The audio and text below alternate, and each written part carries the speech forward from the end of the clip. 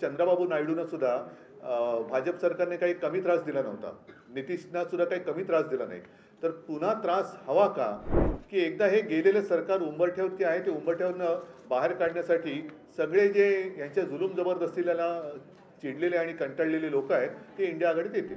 पण कोकणी माणूस असा कधी दगा देऊ शकत नाही. मला नाही वाटत तिकडे लोकांनी शिवसेनेच्या विरोधात मतदान, काहीतरी असू शकेल गडबड, बघायला लागेल. पहिली प्रतिक्रिया अशी आहे की आपल्या देशामध्ये सर्वसामान्य माणसाची ताकद काय असते ते दाखवून दिलेलं आहे आणि त्याबद्दल मी संपूर्ण सर्वसामान्य नागरिकांचं अभिनंदन करतो.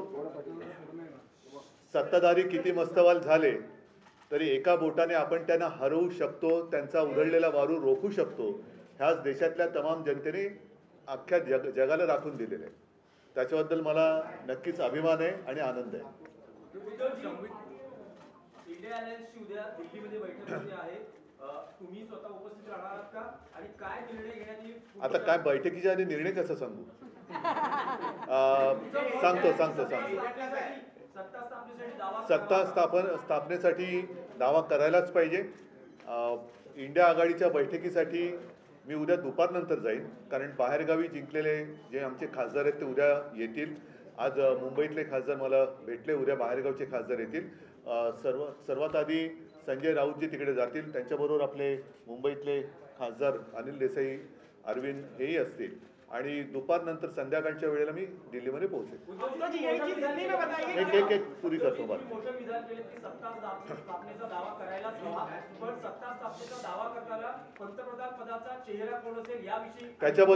त्याच्याबद्दलच उद्या बैठक होईल. आणि एक गोष्ट मी पहिल्या दिवसापासून सांगतो आहे, इंडिया आघाडी म्हणून आम्ही जेव्हा एक आघाडी तयार केली त्यावेळेला सर्वप्रथम आमच्यापैकी कोणीही आपण स्वतः पंतप्रधान पदासाठी इच्छुक आहे या मताचं नाही. देशातली लोकशाही वाचवली पाहिजे, देशातलं संविधान वाचवलं पाहिजे आणि हुकुमशाहीपासून देशाला वाचवलं पाहिजे. ही एक आमची पहिली एकत्र येण्यामागची भावना होती. तीच भावना आजही कायम आहे. उद्या सर्वांच्या मताने इंडिया आघाडीचा नेता ठरवला जाईल पंतप्रधान पदासाठी आणि आम्ही सर्व सोबत असू. एक पुरा करून असं दाखवलं जात आहे, परंतु अजूनही काही ठिकाणी जसं बिहार आहे, बिहारमध्ये मतमोजणी उशिरा सुरू झाली, तिचे निकाल अजून पूर्ण बाहेर यायचे आहेत. आणखीनही काही ठिकाणी छोटे जे घटक पक्ष आहेत त्यांना संपर्क सुरू आहे. एकूणच काय की ह्या जुलूम जबरदस्तीला सगळे जे कंटाळलेले आणि चिडलेले पक्ष आहेत, अपक्ष आहेत, हे इंडिया आघाडीमध्ये एकवटतील आणि हे पुन्हा एकदा जुलूम जबरदस्तीचं सरकार येऊ देणार नाहीत ह्याची खात्री घेतील. त्यांच्याबद्दल त्यांच्याशी काँग्रेसकडनं म्हणा इतरांकडनं म्हणा बोलणी सुरू आहेत.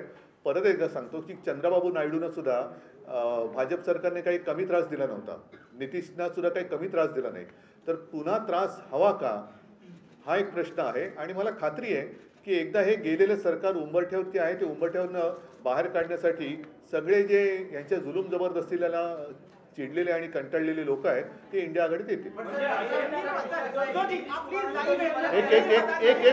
एक पुरा करतो, पुरा देतो आपको उत्तर देतो.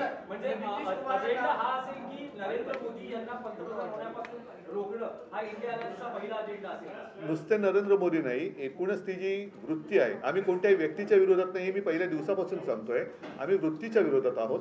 वृत्तीच्या विरोधात म्हटल्यानंतर हुकुमशाहीची वृत्ती, ही वृत्ती या देशामध्ये चालू द्यायची नाही हे आम्ही सगळ्यांनी ठरवलेलं आहे, सगळ्या देशभक्तांनी ते ठरवलेलं आहे.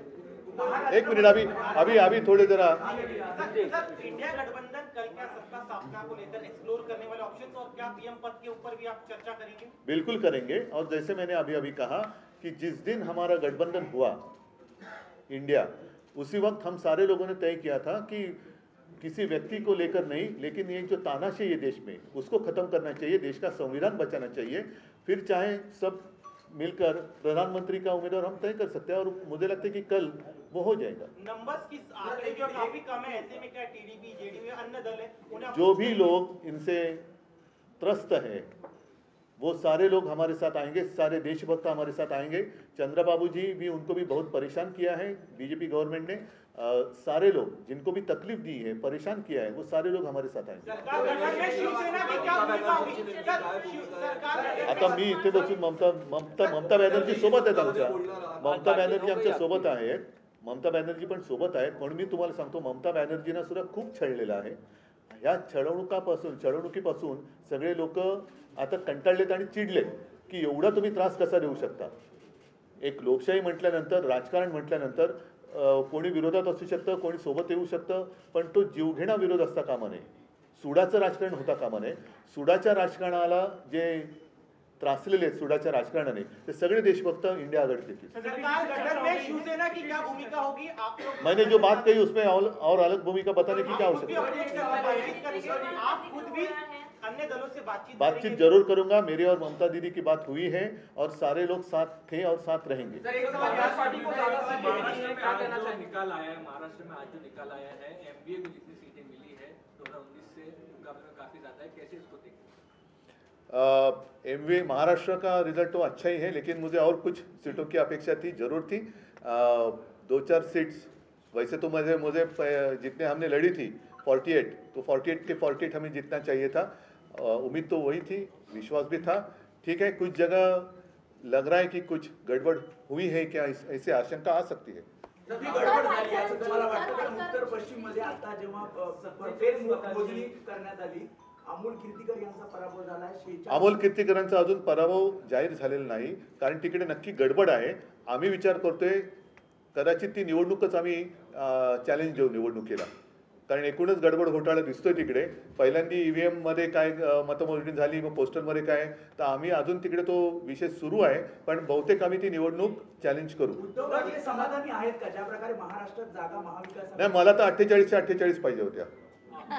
मला तर 48च्या 48 पाहिजे होत्या. काही ठिकाणी ठाणे असेल किंवा कोकण असेल, ठाणे आणि कोकण, मला नाही वाटत कोकण हा शिवसेनेपासून माझ्यापासून कोणी तोडू शकतो. त्याच्यामुळे कोकणचा पराभव हा अनाकल्य आहे आणि नक्कीच क्लेशकारक आहे. पण कोकणी माणूस असा कधी दगा देऊ शकत नाही. मला नाही वाटत तिकडे लोकांनी शिवसेनेच्या विरोधात मतदान, काहीतरी असू शकेल गडबड, बघायला लागेल. एक अयोध्या में बीजेपी की हार हुई है, प्रधानमंत्री वहां गए थे, राम मंदिर का बड़ा प्रधानमंत्री जी जहाँ जहाँ गए, महाराष्ट्र में जहाँ जहाँ आए थे, वो सारी जगह हार गए. और इसलिए मैं मेरी पब्लिक मीटिंग में कह रहा था कि प्रधानमंत्री जी और आने चाहिए महाराष्ट्र में. उन्होंने हर एक जगह पर मीटिंग ली होती, तो हमारे लिए काफी अच्छा काम, हमारा प्रचार वही कर रहे थे. उद्धवजी, सांगलीमध्ये काँग्रेसने आपल्या उमेदवारासाठी काम केलं नाही असं दिसतंय. विशाल पाटील यांचा विजय झालेला आहे, तर सांगलीच्या बाबतीत तुमचं काय मत आहे? सांगलीच्या बाबतीमध्ये उघड दिसतंय. आघाडीचा धर्म पाळला गेला की नाही पाळला गेला बघतोय, आणि त्यानुसार आमची पुढची पावले ठरतील. महाविकास आघाडी स्वागत केलं जाईल विशाल पाटील जर नाही, बघू ना आता काय होतंय त्याच्यावरती.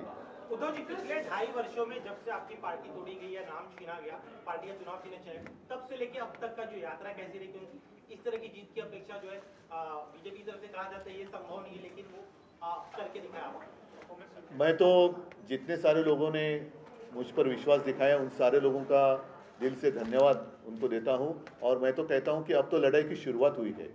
आपने जैसे कहा कि पार्टी तोड़ी गई, छीनी गई, मेरा पार्टी सिंबल छीना गया. यहाँ तक कभी कहा जाता था कि मोदी जी का फोटो लगाकर हमने इलेक्शन जीती थी. उनको भी, मतलब मोदी जी को मेरे पिताजी का फोटो लगाकर इलेक्शन लड़ना पड़ा. और तो आप देखो, सारी बातें छीनने के बाद भी मैं तो खड़ा रहा. मेरा ऑपरेशन हुआ, सब कुछ हुआ, लेकिन मैं खड़ा रहा. इन लोगों ने मेरी आलोचना की, गाली गलौज की. मैंने कहा नहीं कि मैं तो रोज 5 किलो गालियाँ खाता हूँ जी वगैरह, कुछ कहा नहीं. ना ही मैंने कहा कि मैं परमात्मा का अवतार हूँ. मैं तो हूँ कॉमन मैन हूँ, बाला साहब का और माँ का बेटा हूँ. और मैं तो लड़ा. जितने सारे लोग मेरे साथ खड़े रहे, उन सारे लोगों को धन्यवाद देता हूँ. और उन्हीं का आशीर्वाद मेरी शक्ति है, उनका ही आशीर्वाद मेरी शक्ति है, और इस शक्ति को मैं कभी धोखा नहीं दूंगा. सर, धनुष्य बाण आपके साथ नहीं था? नहीं, सारी बातें उन्होंने छीनी थी, और क्या बाकी रखा था? एक सवाल ये है कि क्या अब मशाल के साथ ही आगे की राह ये करना है? देखो, मशाल ने आग तो लगा दी है, मशाल ने आग तो लगा दी है. और 19 में जितनी सीटें, अब तो महायुति हो गई, लेकिन उस वक्त जो युति थी, कितनी सीटें थी? 41, 42. अब कितनी हो गई? तो ये तो अभी असली नकली का पता चलेगा.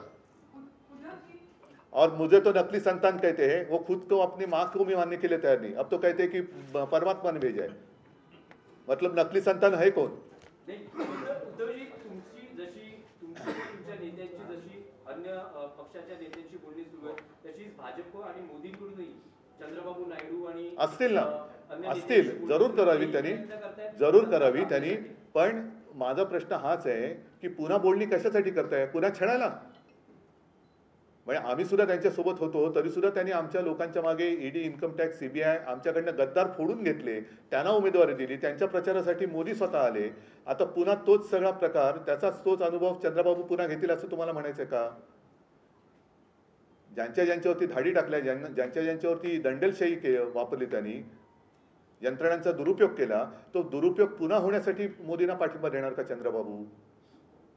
हा प्रश्न आहे.